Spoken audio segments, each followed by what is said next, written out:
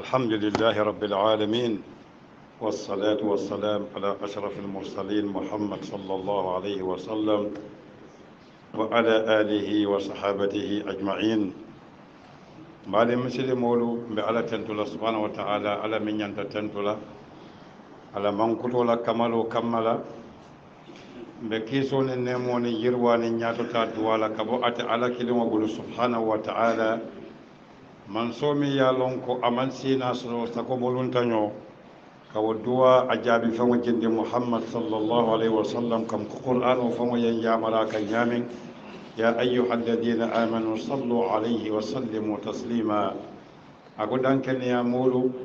e sa kiso ni nemo ni yirwani ñaatota duwa kila sallallahu alaihi wasallam akamunta kon ka duwan fangole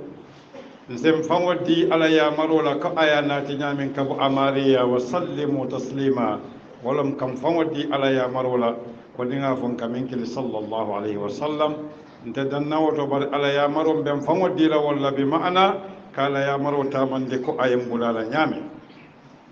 mbadi muslimolu kawando kutubo bi abelala bunda min na wolom hani ka toñinin ka tolala a koleyatante bulu baren safo mine be kerin gambia ko mine be kerin misilme kunda gambia kono bi karo mu disembal titili tan anin worowula bi lafta diyamula kol dolle la mine be kerin na mo kunda na askanol kono na sabati dulal kono anin na diilo mi ya lon kon tollo mu keme o keme tan konon to nin luluti anama ñonta mumeke بعد مسلم مولون سمرون على الكتاب كان أي مندي محمد صلى الله عليه وسلم أي ليتر كماري وليتر ومن تكتولا ليتر ومي لكنون في أي بيبسن يندي أي سوما بيبوندي يدبوكونو ليتر ومي ميرا نياتنديلا أي بلو نياتنديلا أي دمر نياتنديلا أي ألبتو نياتنديلا أي تنديلا ابن الدنيا مرلا نيامي Allah subhanahu wa ta'ala ay hadamadin wadda da aya ke bunya fen wati aya maran ni duniya la anata koy ko sorote kamin fula isra akay hadamadin wo bunya le ay hadamadin wata aya cikandi ka landi tintin wo kan anin ba kan woto sama fanan be wala kono anata harje fenkende jamala aya tan woro wala anata fi samante yandi fen jamala ate alay min dada hadamadin wo fele abe banko ka be bumolo kan ay kulintila dada be fonyo kono ay kulungo dada be jiya kan bari wo fonyo ni wo banko ni wo jiyo atema dada dum wo famol fanan me famol dada oto mi yo dada wala ya ta dada wala yo kitabo na tay anyanta balula kitabo minna walam alquranul karim alquranul azim kitabo min ala ya jinde muhammad kan sallallahu alaihi wasallam wa kitabo le murunta suratul hadid ayatan nin woro wulalin tannin say ay muslime kunda kilindi ay kili ako alam ya'ni lilladhina amanu an takhsha'a qulubuhum li dhikri allahi wa ma nadhara min alhaqq wa la yakunu kalladhina utul kitab min qabl fatala alayhim alamad faqasat qulubuhum wa kathirun minhum fasiqun ako ilamu anna allaha yuhyi al-ardha ba'da mawtiha qad bayyana lakum al-ayat la'allakum ta'qilun. Allahu akbar. Allahu akbar. Ka fosoro mi yene ninnom ako fo wato mansi nin sondo molu se fango maji to be in absolute humility for the sake of Allah subhanahu wa ta'ala. Ako fo wato mansi bang nkana to komol min tambita nun hadama dimo jamano be jamfala abe nyinala akajina sayala akajina wulwo fananna akon kana ke ko wulu birin jamano meta e jusolu jata jama be kono e keta fasiqoti fasiqo wolo minna moya bota abal. Allahu akbar. Qur'an wala dandala wala kon kana ke woti akwaye kol be bondi nyon to nyin kammala nsi hakili maya walakinna Qur'an wa kamurun wato wati sinya woro wala akafanya ko siru fil ard fasiru fil ard qul siru fil ard ako altama bankoka bari sinya woro be kono woro wala kono signalulu be akamine foye fanzuru kayfa kana aqibatul mukaththibin fanzuru kayfa kana aqibatul mujrimin almulun tarikho kono history aliya jube foloto molu ye kukuru mo minke na minde kan natol yake mba kelalale akona murul sinya warawula ala nawe warawula nati qur'an woto aka foyla ko ay dafamul min da sab'a samawat wal ard na koy ko warawula murum ako fasiru ako siru ako qul siru sinya warawula qur'an ko kataba banko ka you go into history to the balance of the unknown of history yedum kono to ya bondina what were the causes yesterday that caused the pestilences wal minketa kulum ya nati bi nakata bi abekelele Allahu akbar karam molu la kana som mole karela na banko kata nyamen na mo kunda kata nyama mansa ni manke politique kumote ni mu musilme kunda la kumole ni man affaire sota ni mansa ni affaire o soto hadamadin kundale la musilme kunda ntol min ko keme o keme mu tan ko non to de lululet bari mantana takam wo nyama o to na tan ko non to de lulo aman ke to nyaati do atakala to nyaati fani murunta ila Allah wa ila rasul sallallahu alaihi wasallam ate ala murunta suratul anfal ayam wonni lulum wonni nanim wonni lulum wonni wor atwa min foye ya ayyuhalladhina amanu istajibu lillahi war rasul إذا دعاكم لما يحييكم أكو واعلموا أن الله يحول بين المرء وقلبه الله أكبر الله أكبر أن ألم يك من فجر ala ko je ko ali danko ala nin kila ala niyal kili fengala min kal balundi al salon ko ala na sembo be bantam bilirin ala londo be bantam bilirin ayalo na be yinkiri min be de sondo mo kono tariya ye tubi ala se kanda momo murunta kan asa junubo kafari ko annahu ilayhi tuhsharun ibentol be kafun kafun nakata ala leka barabata wota konje ko wattaqu fitna ala al fantan ka fitno sababola la tusibanna alladhina zalamu minkum khassa momo e fidino bonda buke damma ma ka wayole ko jeka wayo nyame bala ko wa'lamu anna allaha shadidul iqab ala yankan katola dimita bakale ita min ka fidino bondi anin ita min ba bondi kam molu nyabala molu mam fen foyla koto allahu akbar semman balafa misil me kunda fo hadama dimo be ka si molbe kukurungola ibam kukurungo fo kan ibe kukurungo plan kan molbe siri nyabala molbe jo nyakono jubela imma kodole be o mari bul wa imma o mari place wala babu wa imma ni o mari dentale wa imma o mari muy telimal wa imma o mari akwele ko dinnin bulata mbenin ne dilela kon tol kata mun tole nin kodo e mol hakilo mara o mol hali be wala fisiyate nin kodo e mol hakilo mara o hali be wala fisiyate walakin suratul ibrahim ayam wannin warawula ayam wannin nalim wannin lulum wannin warawula alnan tulolo alaka man salim wa min kosi baraye iblis la fitino fa hada madin wa kunna akollumo mi ya lon ko iblis ba fola ala no masata la le ko nal kilide aliye dan ko man sembe sotal kan altamma ko lantal ma ko alna moy alay min fo ako alam tara kayfa daraba allah masala allahu akbar ako foni man futa alla londo to nal salon alay man salimo min kosi aya kosi minala kalimatan tayyiba walam yamar kendo bara kendo mira kendo ku kendo ako asluha thabit ku kendo yamar kendo Allah sino be bambandim banko kan wa far'a fi sama abulol be janjandim banko kan walakin ako tu'ti ukulaha kullahin wa yiro wato wati abe dinkan bi izni rabbih ama rabbiha amariyala dudona la londo kan ako yadribu Allahu al-amsala lin-nas ako alaka man salimo ko si hadamadin waliye la'allahum dobato hadamadin wal yatazakkarun isefan hakilo bulande bulato nyano jumale man la fi ku kendola jumale man la fi ku kendola bara murunta ko wa masalu kalimatul khabitha ako ku kurungo yamar kendo mira kendo kujaw a misalo ka muntala ko ka sajaratin yiro ujtissat ya wutu banko kam min fawqi al-ard wa ma laha min qarar atatankunnano bara ko yuthabbitu Allahu alladhina amanu bil qawli thabit amafa bil kalimati thabit ako alaka bambandiro ke molla min dankeneyata kuma kendo nin bara kendo lela oto bara kendo nin kuma kendo nin make ala ten sembentu yandila nimma mira kendo ke ala ten sembentu yandila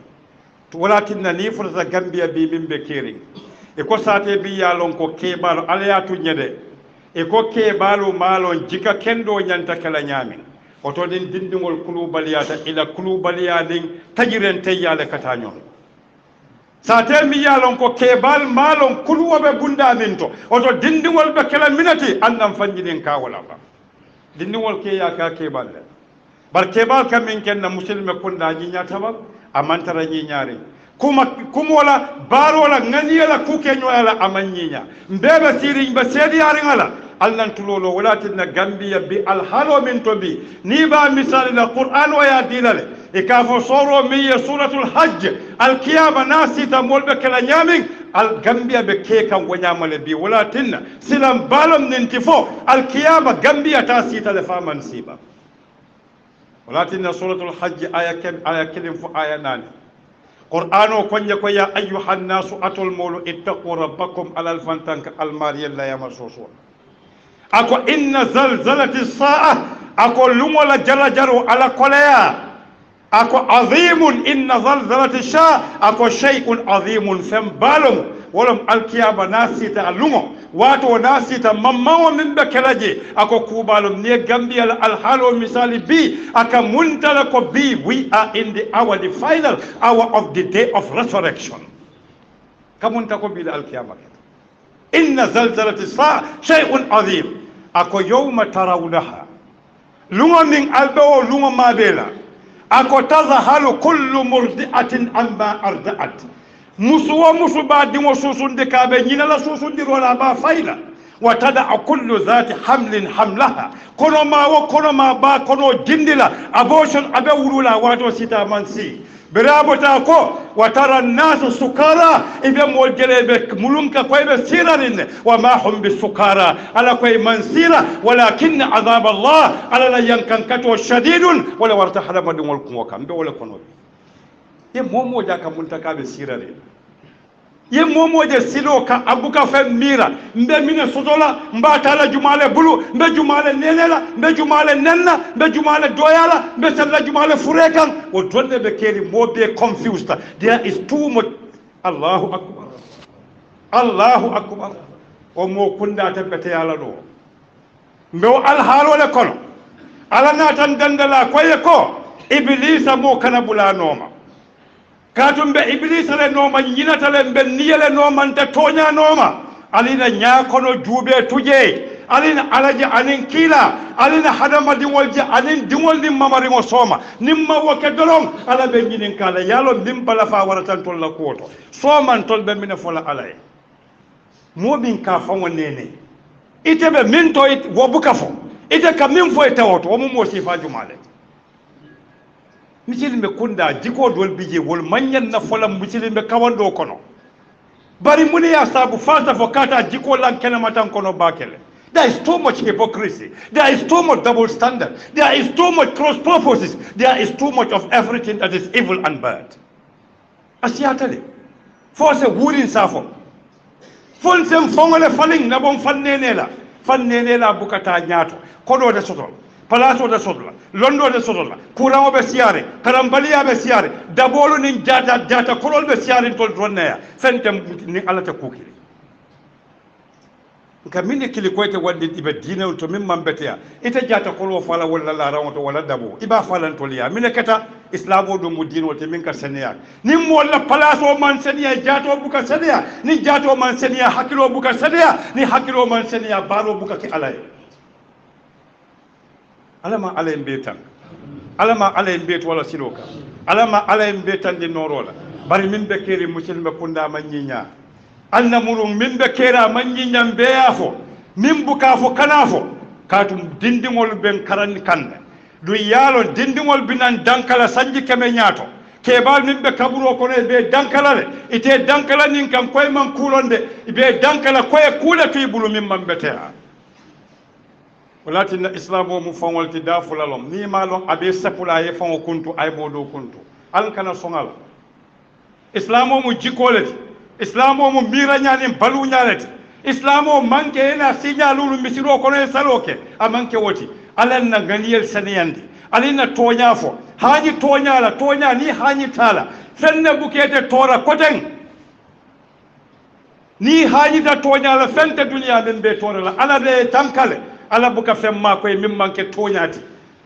ala buka koditi ma koy wala nafuluti wala palasiti ake makoy toñala ka banke ko kodole atinna ye makoy. It's because of your principle wala toñala principle o me bakan alama alen be makoy alama alen be kala jonken alama alen be tanka astaghfiru rabbakum momo ya mari junube kafariye muru momo ya fo kontibo lungo be dimilale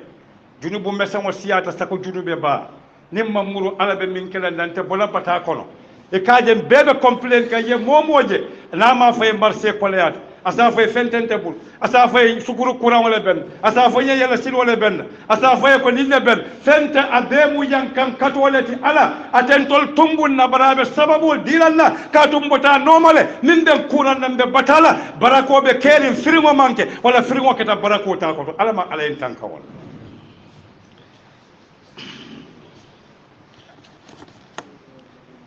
الحمد لله رب العالمين والصلاة والسلام على محمد رسول الله صلى الله عليه وسلم بعد مثل مولو كان سو إبليس لا جيكو أي تونيا ينتلوكا إبليس براي فيرو بيكي ينكمل كآدم حاسديا فآدم أو حاسديا ناتا كآدم على درجة جيتا بل آدم على ناتا تشكن دكاتو أيا مرن دي بانكولا على جنوب وكفري أما سنتو جا فيرو بيللاني o fero katu minatinda ya landi atabita dande iblisa dammalon dafen wati alay min dada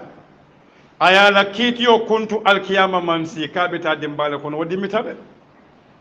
iblisa lom dafen wati bi ya to fo momo nyaala safu alama alaya danka aya jundi dimba kono iblisa lon dafen wati dami ba dammale fala yalon duniya ni esate be tulo bumwati kilingo bukadimi katu be ka dimo kalandi wati kilna mota jele lela bari ni e damma tulobun sate be tema e ka fala dak katu ko kete damma leka iblis alama kala labawati be min fala mota salilala sakoni mota duwa sakoni mota bade wodi mitabaki woto wodafe ngo ala manyalo nimmalon te bolambe min kono ala manyalo fawo ni ko yebo ala manya kono muru ala kayi ala batu adamma alnamuru ala kanna ala batu nimma ala batu din duniya kono mbe kala minati mbe kala beku fewolati dum fente tarlaje min be makoyla fondin kelu kambanolu momo kebalu wululalu alne topato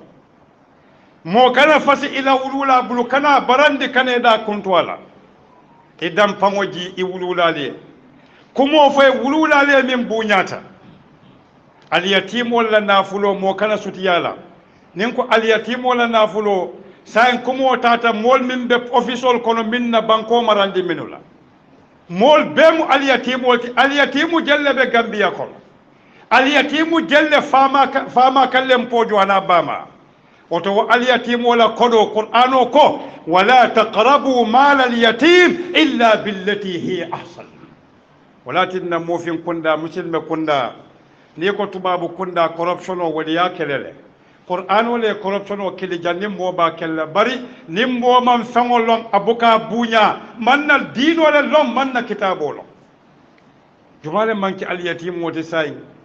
akala kodo kana suti yala fo kenya la min nyata oto na min marandinda kodo wala kana sunya e kana tapale e kana commission nyiniji na lempo binjo wala tinna nene kodo wala enkae ko nte malla nin KMC na tantela bungol nyinin ka ret mba jola ako muno nkae kon benna bungo jola e manna silo de dan ta jola nkam misal wala ko site e min dundi nyanta wala sotola misal wala ninti wala tinna qur'ano konye ko al dammal tema alla na fulu al kanado al firo ke alil sumandiro kenya la mimbe timbari al kanabula famo noma al man londo soto minto Qur'ano konye ko alkana sutiya jenola alkana niyel fanam fa alkana dingol fa don dimfa min be gambia ate hani tubabu du kadu tubabu du mo boka dimfa ba ni ko moli ko dimfa ka kenya dile moli amerika murole taye dimo kan kontu wonten